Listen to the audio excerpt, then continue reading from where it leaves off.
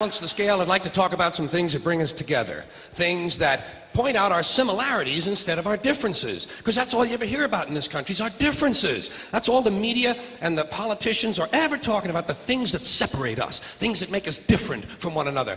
That's the way the ruling class operates in any society. They try to divide the rest of the people. They keep the lower and the middle classes fighting with each other so that they, the rich, can run off with all the fucking money. Fairly simple thing, happens to work.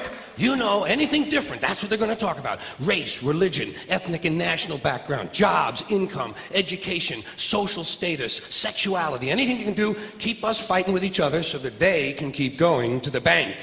You know how I describe the economic and social classes in this country? The upper class keeps all of the money, pays none of the taxes.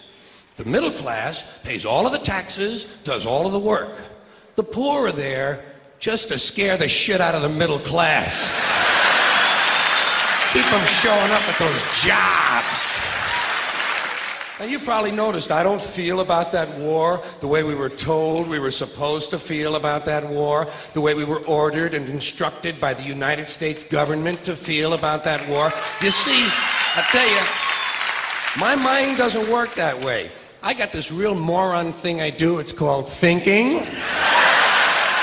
And I'm not a very good American because I like to form my own opinions. I don't just roll over when I'm told to. Sad to say, most Americans just roll over on command. Not me. I have certain rules I live by. My first rule, I don't believe anything the government tells me. Nothing. Zero. Nope. And I don't take very seriously the media or the press in this country, who in the case of the Persian Gulf War were nothing more than unpaid employees of the Department of Defense, and who most of the time function as kind of an unofficial public relations agency for the United States government. So I don't listen to them, I don't really believe in my country, and I gotta tell you folks, I don't get all choked up about yellow ribbons and American flags.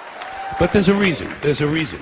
There's a reason for this. There's a reason education sucks, and it's the same reason that it will never, ever, ever be fixed. It's never going to get any better.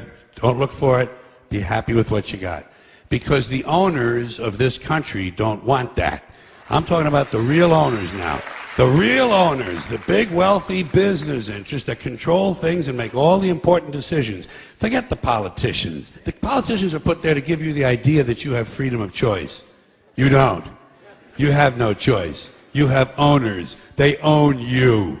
They own everything. They own all the important land. They own and control the corporations. They've long since bought and paid for the Senate, the Congress, the state houses, the city halls. They got the judges in their back pockets. And they own all the big media companies, so they control just about all of the news and information you get to hear. They got you by the balls. They spend billions of dollars every year lobbying to get what they want.